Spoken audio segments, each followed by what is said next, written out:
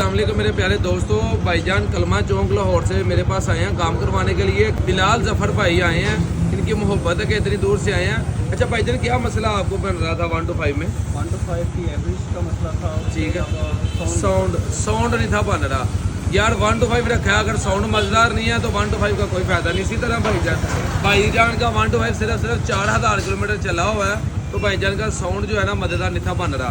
अच्छा, जब मैंने इसके पाइप वगैरह देखे हैं, ये चेक करें, ये पाइप वगैरह जो है ना बिल्कुल फटे हुए थे, ये चेक कर लें ज़रा। इसका प्रेशर जो है ना लीक करता था, अब ये भी चेक करें। ये बड़ा जो मेन पाइप होता है यूरो फिल्टर का, टैंकी के नीचे जो होता है, ये भी फटा हुआ है।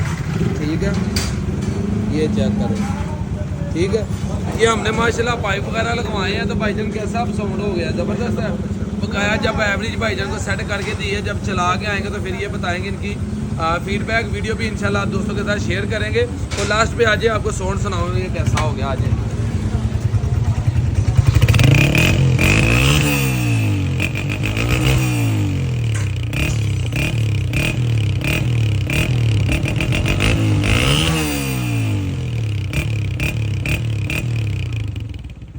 अच्छा, कुछ दोस्त कहते हैं फरहान भाई साउंड तो बन गया, टैपट वगैरह का भी थोड़ा सा इशू रहता है। प्यारे भाई टैपट की भी आवाज़ सुन लें, टैपट भी इंशाल्लाह आवाज़ नहीं करेंगे।